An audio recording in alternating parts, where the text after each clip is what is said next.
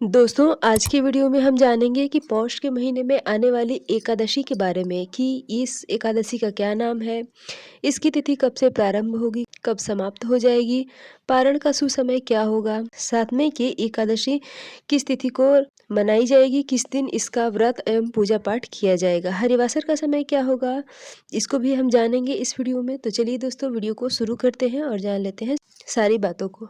दोस्तों, पौष महीने के कृष्ण पक्ष में आने वाली एकादशी का नाम है सफला एकादशी। इसकी तिथि प्रारंभ होगी 25 दिसंबर 2024 को रात में 10:26 पे और समाप्त हो जाएगी 26 दिसंबर की रात में 12:46 पे। तो इस तरह से हमें उदय तिथि के अनुसार हमें जो है 26 दिसंबर का दिन मिल रहा है सफला एकादशी व्रत करने के लिए और पूजा पाठ करने के लिए। 26 दिसंबर 2024 दिन होगा गुरुवार। जैसे सभी एकादशी का व्रत जो है वो भगवान विष्णु को समर्पित होता है, उसी तरह से ये पौष महीने के सफला एकादशी भी भगवान विष्णु को समर्पित है। दोस्तों, ये सफला एकादशी का व्रत करने से मनुष्य के जीवन में सभी पाप शाप से मुक्ति मिलती है तथा मनुष्य जीवन में सभी कार्यों में पूर्णता भी मिलती है, यानी कि सफलता मिलती है। दोस्तों, जैसे नाम से ही पता चल जा रहा है सफला एकादशी, प्रत्येक काम में जीवन के प्रत्येक कार्यों में सफलता दिलाने वाली एकादशी को ही सफला एकादशी कहा जाता है।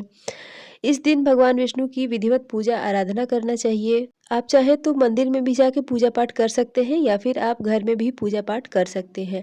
अब क्या हमें पहली बार इस व्रत को उठाना चाहिए या फिर नहीं? तो देखिए दोस्तों, अभी जो है खरमास का समय चल रहा है, तो ऐसे में अगर आप पहले से एकादशी का व्रत एक बार भी किए हैं तो आप इस व्रत को कर सकते हैं, यानी कि पौष महीने की सफला एकादशी का व्रत आप कर सकते हैं। लेकिन अगर आपने अपने जीवन में एक बार भी किसी भी एकादशी का व्रत नहीं किया है तो आपको इस खरमास के महीने में नया व्रत नहीं उठाना चाहिए। आप सिर्फ पूजा पाठ करें पर व्रत ना रखें। तो ये क्लियर हो गया। भगवान विष्णु की पूजा में ज़्यादा से ज़्यादा पीले चीज़ों का प्रयोग हमें करना चाहिए। पीला वस्त्र, पीला फूल, पीला चंदन इत्यादि का प्रयोग हमें करना चाहिए। इस दिन तुलसी माता की ना तो हमें पूजा करना चाहिए और ना ही हमें तुलसी पत्र को तोड़ना चाहिए। तो आप एक दिन पहले ही तुलसी पत्र को तोड़ के रख लें, क्योंकि एकादशी के दिन भगवान विष्णु के लिए हम जो भोग तैयार करते हैं, जो भोग हम लगाते हैं, उसमें बिना तुलसी पत्र के हम भोग नहीं लगा सकते हैं।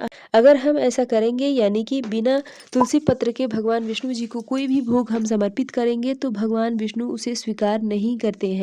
तो इसलिए आपको एक दिन पहले ही तुलसी पत्र हमें तोड़ के रख लेना है। अब है कि हमें चावल किस दिन छोड़ना है। जैसे कि जो लोग व्रत नहीं करते हैं वो लोग एकादशी के दिन चावल का त्याग करते हैं, तो वो लोग जो है 26 दिसंबर के दिन ही चावल का त्याग करेंगे। अब देखिए दोस्तों, हम पारण का समय देख लेते हैं कि जो जिन लोगों ने व्रत किया है उन्हें पारण किस समय पे करना चाहिए। तो देखिए दोस्तों, पारण का समय होगा 27 दिसंबर 2024 को सुबह में 7:15 से लेकर 9:10 तक के बीच में आप पारण कर सकते हैं। अब देखिए दोस्तों, बहुत सारे लोगों के मन में ये भी सवाल होगा कि अगर 26 दिसंबर की रात के समय एकादशी की तिथि समाप्त हो जा रही है तो क्या हम सुबह में 5 बजे 6 बजे क्या हम पारण नहीं कर सकते हैं? तो देखिए दोस्तों, उससे पहले जो है हरिवासर का समय रहेगा।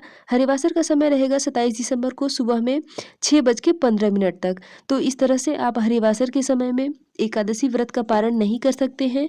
इसके अलावा सूर्योदय भी होगा 26 दिसंबर के दिन, जो है सूर्योदय होगा 7:12 पे। तो इसके बाद ही आप पारण कर सकते हैं, क्योंकि हमारे हिंदू धर्म में सूर्योदय के बाद ही अगला दिन माना जाता है। जिस दिन सूर्योदय हो गया उस दिन से ही हम अगला दिन मानते हैं। तो इसलिए सूर्योदय का समय ही है 7:12 पे। तो इसलिए आपको 7:12 के बाद ही पारण करना चाहिए। दोस्तों, एकादशी व्रत का पारण हमें शुभ मुहूर्त में ही करना चाहिए, वरना व्रत करने वालों को पूर्ण फल की प्राप्ति नहीं होती है। तो इसलिए समय को ध्यान में रखते हुए आप पूजा पाठ करें और पारण का समय ध्यान में रखते हुए पारण भी सही समय पे कर लेना चाहिए। तो आशा करती हूँ दोस्तों कि ये पौष महीने की सफला एकादशी व्रत की जानकारी आपको अच्छी लगी होगी। वीडियो पसंद आया हो तो लाइक ज़रूर करें और मिलती हूँ इसी तरह से एक और नए वीडियो के साथ। तब तक के लिए बाय।